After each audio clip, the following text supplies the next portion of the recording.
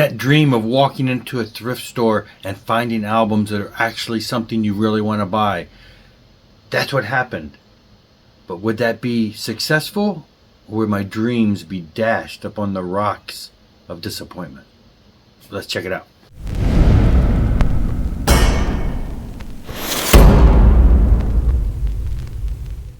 All right, so hey, Vinyl Community Jeff here. Yes, so we went to the thrift store this weekend. Went to one that hadn't been to in a while.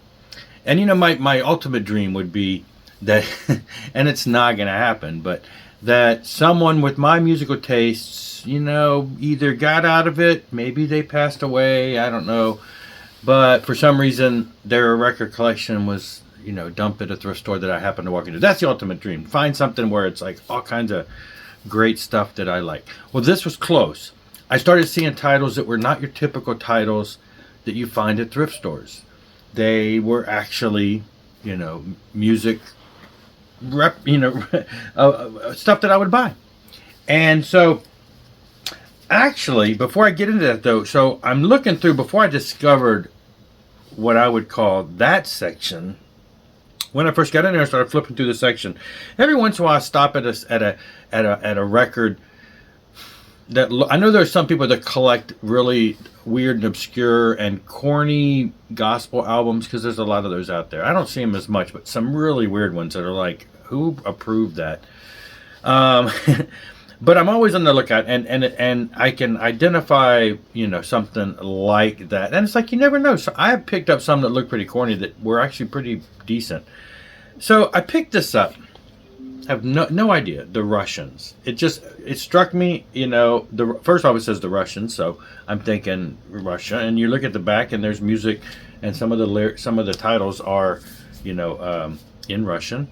And I don't know, I started looking at it to examine it. I'm like, it kind of does, just from looking at the front, it kind of screams, you know, Christian music. So that kind of caught my eye. Then I flipped it over, and sure enough, these three guys are Russian immigrants that are, at the time of the record, going to Liberty University here in Virginia.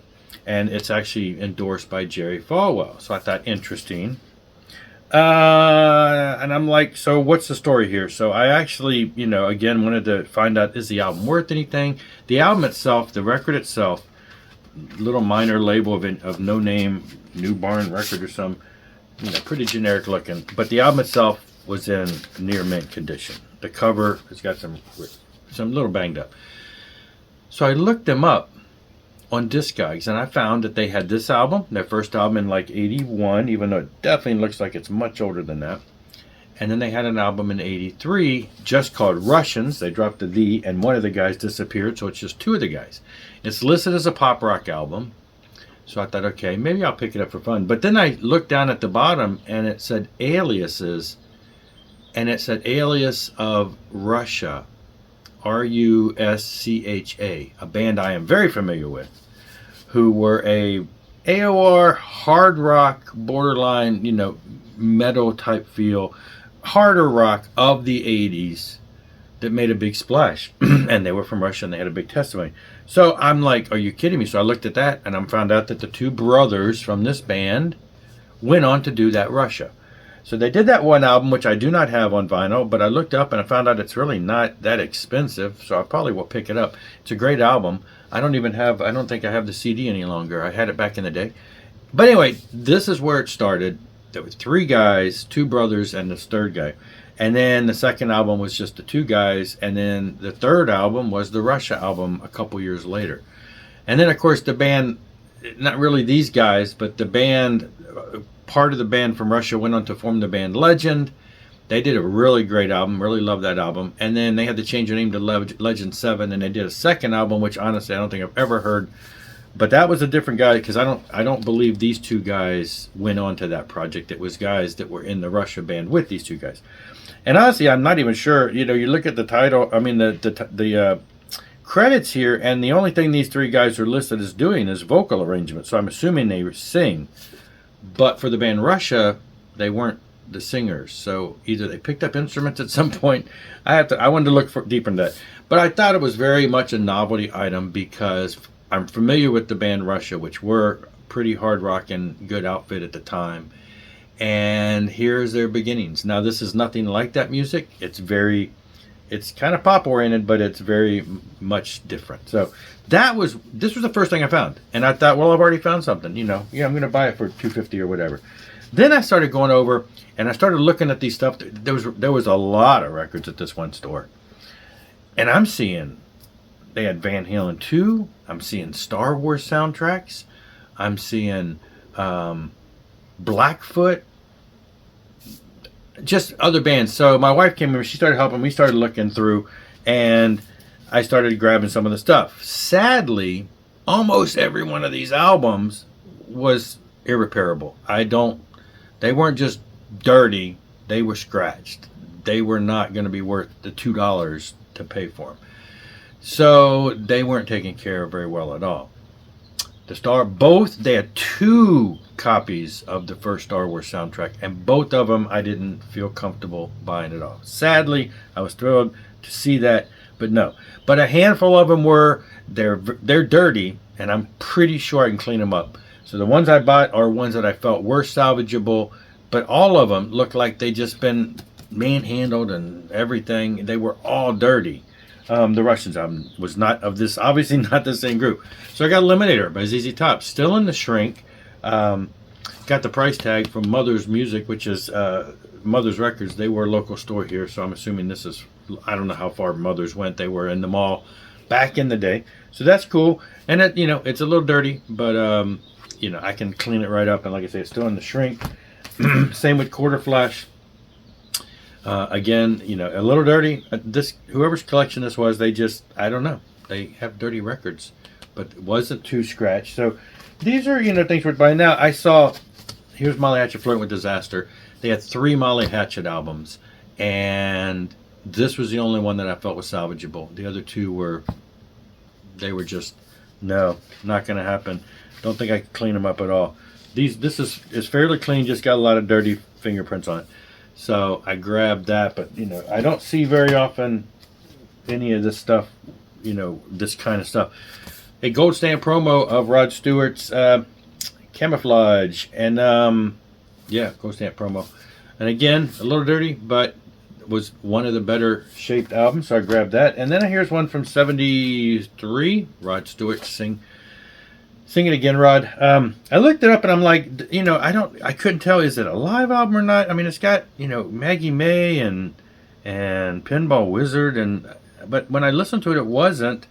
But I thought Maggie May was on that other album. But anyway, again, it was a little dirty, but everything seemed to be intact.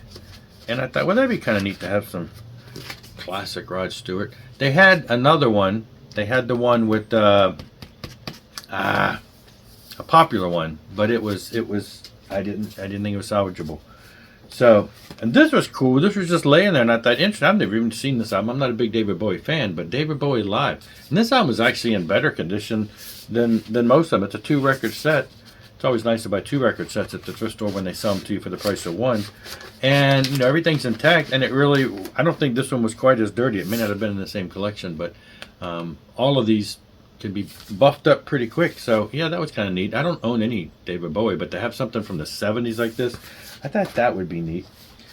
This one's in really great condition. FM. This is the soundtrack to the movie FM, and it's a compilation album, but it's got everything on here from Tom Petty to Steve Miller, Eagles, Doobie Brothers, Jimmy Buffett, Boz Scaggs, and Steely Dan. FM, which apparently, from what I've heard, the movie was a flop, but the soundtrack was pretty popular, and of course, Steely Dan with the song FM is still on the radio today. So Joe Walsh, Queen, Billy Joel, anyway, Boston. It's split. I think both of these are split, but that's nothing that can't be taken care of with the little glue. But yeah, this one was actually in really good condition, aside from there was a sticker on it, and when I slowly tried to peel it off, it ripped. So oh well. And then this was I told my wife, I said, I've never found a Three Dog Night album in a thrift store that was playable. And the first one we found, which I've seen in thrift stores a lot, it was unplayable. I'm like, there's no way. And then I ran across this one. There were 2 copies of this one, actually. And both of them, were dirty. Must have been the same collection. Dirty, but playable. So I thought I owned No Three Dog Night, and they're a classic band. It even came. This was separated. You can see it's perforated on the edge there, but this was a record. I thought, I wonder what's missing, and then later we found this. So I'm like, oh, there it is.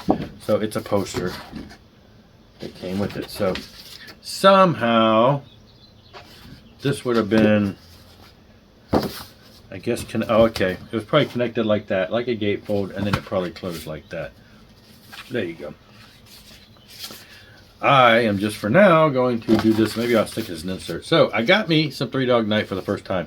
But yeah, they had a lot of bands like this, some other classic rock bands, and they were all just trash. With Three Dog Night, there was a Guess Who. Anyway, classic rock. Somebody had some classic rock and early 80s stuff and did not take very good care of it. And this was one that I like. This sounds interesting. Oh, History of British Blues. A double record set, and my wife's like, this looks interesting, and she started rattling off the people that were on it, and I said, it very much is interesting. And so the record's not inside the thing, it's a funny book thing. Anyway, double record set, and it's got Eric Clapton, Rod Stewart, Stevie Winwood, John Mayall, Ginger Baker, Peter Green, Jack Bruce. So it's an all-star cast here. Spencer Davis R&B Quartet, the Yardbirds. Anyway, these are some of the bands. Savoy Brown that are on here. So yeah, it's a compilation of them doing great stuff, which kind of goes hand in hand with that album I bought a few months ago in South Carolina on the history of British rock. It's just kind of one of those compilations of a bunch of the popular British stuff from over there. A lot of bands we know. So that was something I thought worth grabbing. So yeah, that's what I came away with. I think it's like 10 albums. And there were probably at least 10 or more that I was like, ooh, ooh, ooh. And then I opened them up, I'm like, put them to the side. So we had stacks. My wife was sitting on the floor. The people walking by thought we were crazy because this place had a few hundred albums all the way around the bend. And so I'm on one side, she's on the other side. She's holding things up. She's laying things to the side for me to take a look at. I'm pulling out things and throwing them in the shopping cart after I look at them. And we had a little system going there. And yeah.